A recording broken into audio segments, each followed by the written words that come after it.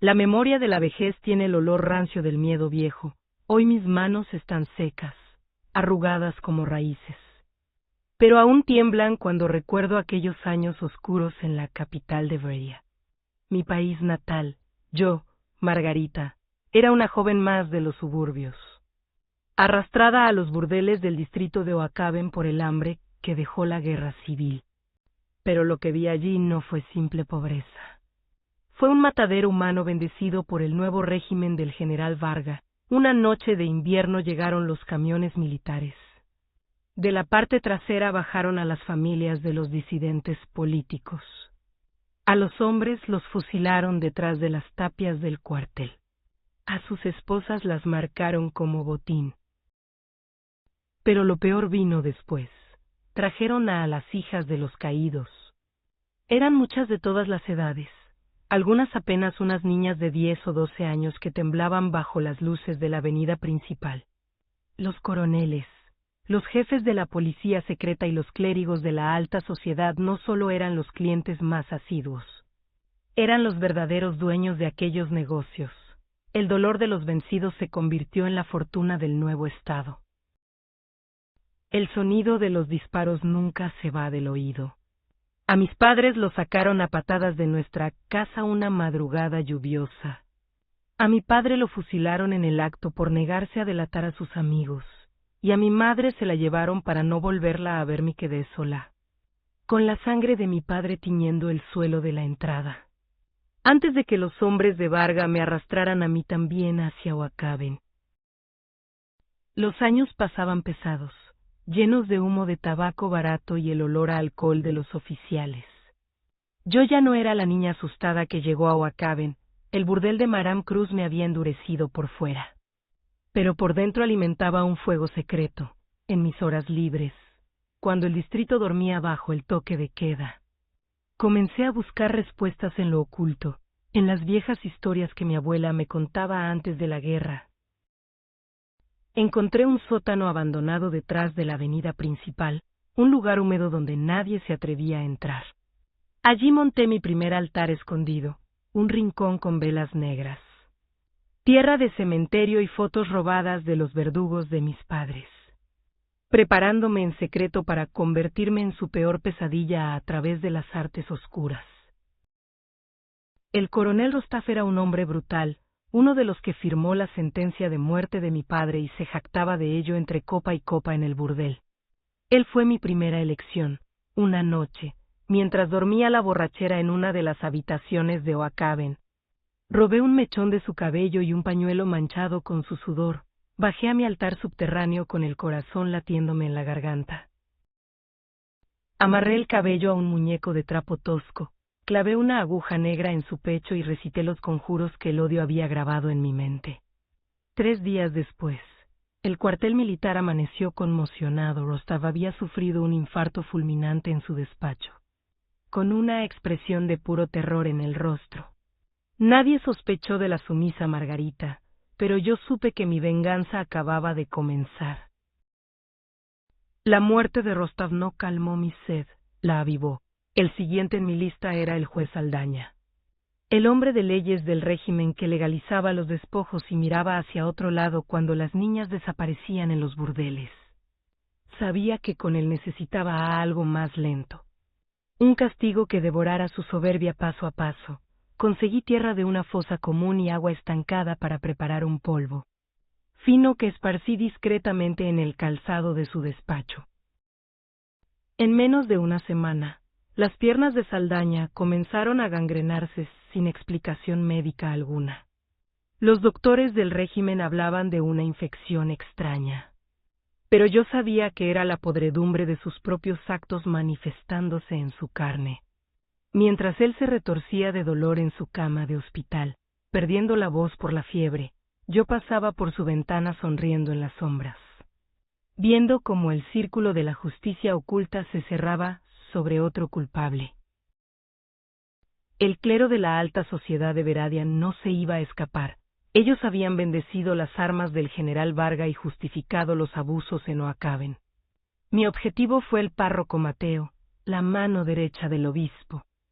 Un hombre hipócrita que frecuentaba el burdel ocultando su rostro bajo una capa oscura. Aproveché una noche de confesión forzada en el burdel para deslizar un veneno místico, mezclado con cenizas de mi altar, en el vino sagrado que él guardaba en su maletín. El domingo siguiente, en plena misa mayor ante toda la cúpula militar, Mateo colapsó en el altar. Empezó a vomitar una bilis negra y densa mientras gritaba que veía los fantasmas de los disidentes ejecutados flotando en la iglesia.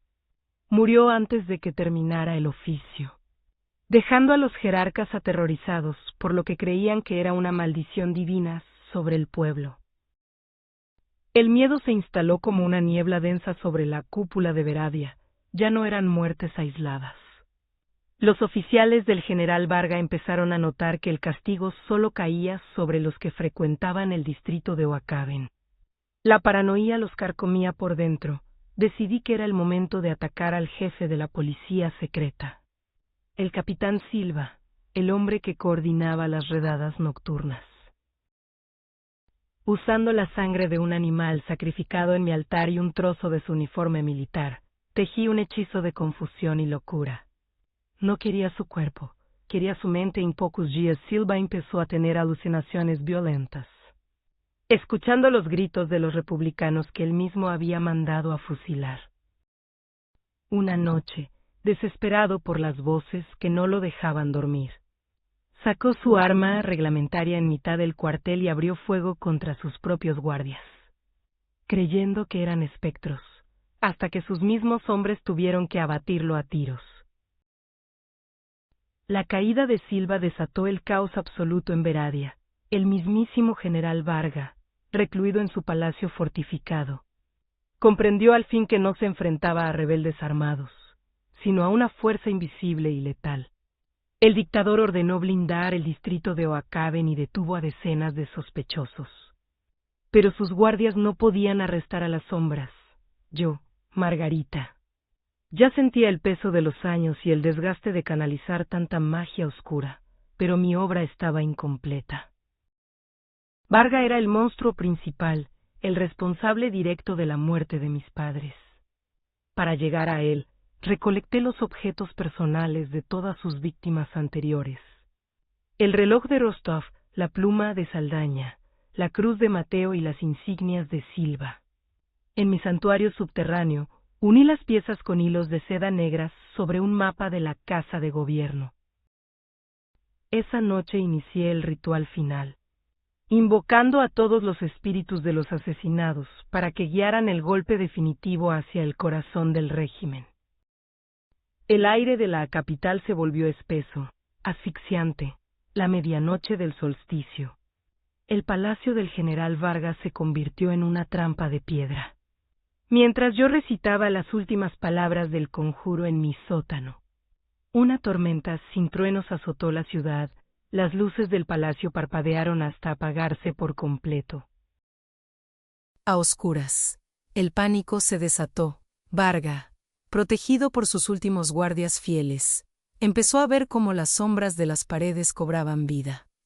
Los espíritus de mis padres y de los cientos de disidentes ejecutados se materializaron en los pasillos. Fríos y sedientos de justicia, los guardias disparaban al aire, hiriéndose entre ellos en la confusión.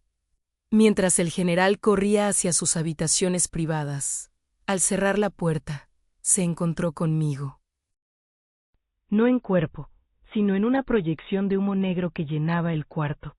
Los espectros lo acorralaron contra el ventanal. El terror paralizó su corazón antes de que las sombras lo empujaran al vacío, cayendo directo hacia el patio de armas donde tantas vidas había cegado. El amanecer trajo un silencio sepulcral sobre la capital de Voreria, con el general Varga muerto en el patio y el régimen descabezado. El caos se apoderó de las calles, pero yo ya no pertenecía a ese lugar. Tenía apenas 35 años cuando logré acabar con el último de ellos. Pero mi juventud se sentía gastada por el peso de las sombras. Bajé por última vez al sótano de Oacaben, apagué las velas de mi altar y quemé los restos de los muñecos. Mi deuda con mis padres estaba saldada, Tomé un pequeño bolso y salí del distrito antes de que descubrieran el origen de la maldición. Crucé la frontera bajo una lluvia mansa, perdiéndome en un país vecino con una identidad falsa. Guardé este secreto bajo llave en mi pecho sin decirle jamás a nadie lo que había hecho. Hoy, finalmente vieja y con el final cerca, decido contar esta historia por primera vez desde mi cabaña frente al mar. El mundo me ve como una anciana inofensiva, pero las olas saben que fui la bruja que hizo temblar a los tiranos.